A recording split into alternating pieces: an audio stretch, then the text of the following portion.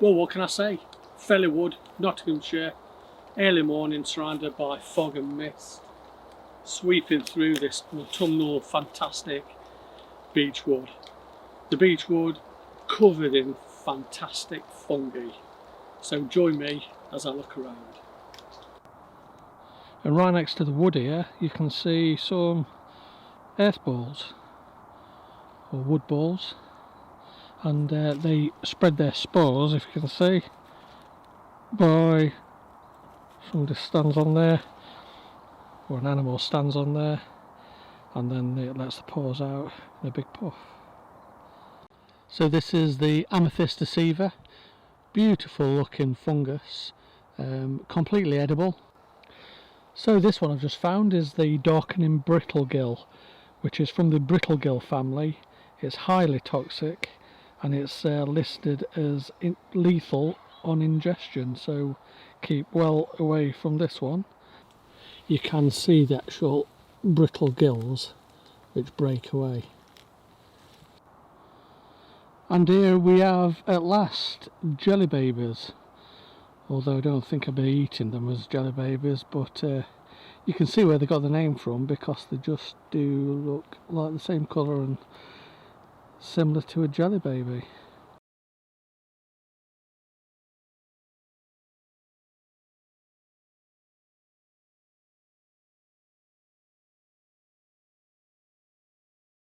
In a secluded area of the wood I've just found flyagari, which is Amanita muscaria.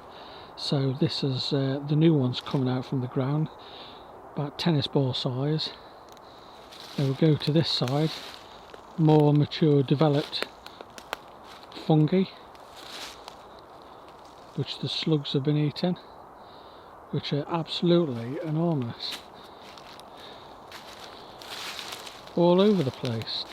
And then we'll get to this one, which, if I can get it into focus, is absolutely humongous.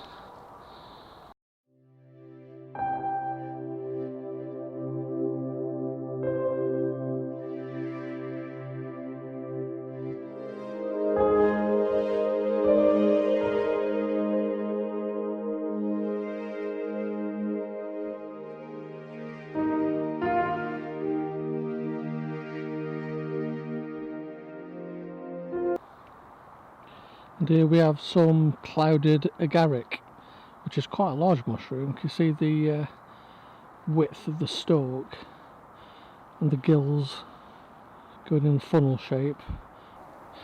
And two very interesting fungus here. One is the oat-loving genopus, which is toxic, and right next to it is the grey coral. So both together, I don't know whether a symbiotic relationship, but there we are. So this is the lilac bonnet, slightly toxic, so keep well away from this fungus. Nice purple colouring, similar to the amethyst deceiver, but obviously the deceiver is edible, this is not.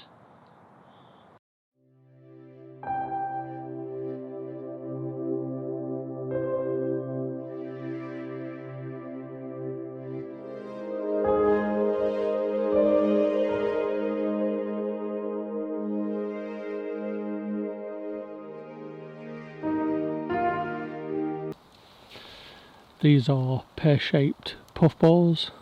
They've attached themselves to the rotting wood on the ground floor of the forest, and they'll eat away, rot away, making compost.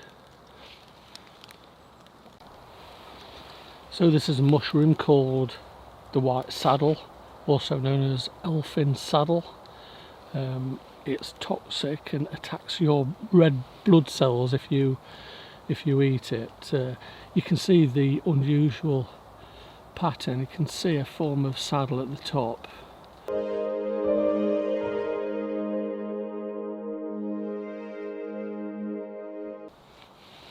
So this is another one of the elfin saddle.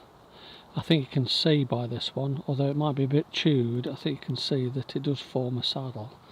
So, on the left of the picture we have aborted Entelema, which is called shrimp of the woods. On the right, top right, we've got a lilac bonnet. And then if I can move the camera to the left,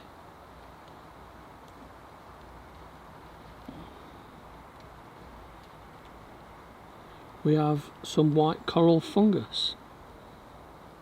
So this is another one. This is called the mica cap, otherwise known as shiny cap or glistening cap.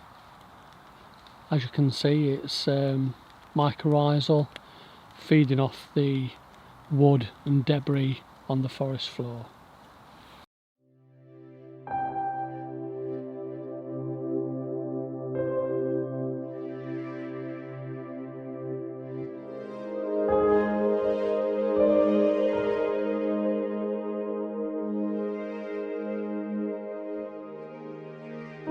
So I'm not sure about this one. This is either a common funnel or a candy cap. I think it might be a common funnel, but in any case there's 3 in a line. Fantastic little fungi, just purchased in the moss. Another one here amongst the beech leaves is a candlestick fungus, which again is like similar fairy fingers, which I'll try and find again. They are around here, just a matter of finding them, but both quite similar. At last I've found some fairy fingers, so you can see why they're called fairy fingers in the past.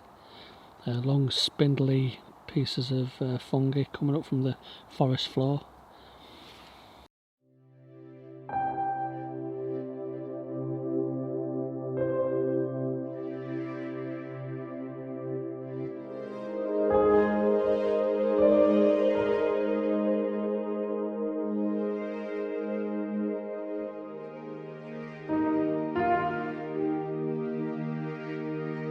And this well camouflaged mushroom is a amethyst deceiver, which is edible. Again, not the best ever, but I've had it many times. It's quite nice. So you can tell that it's an amethyst deceiver due to the pink gills. So if I can turn this over, you can see, excuse me, you can see how fantastic and purple the stipe is and the gills are. So again, this is amethyst deceiver.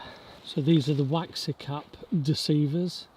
You can see that it's related to the amethyst deceiver when you turn it over, and you can actually see the gills.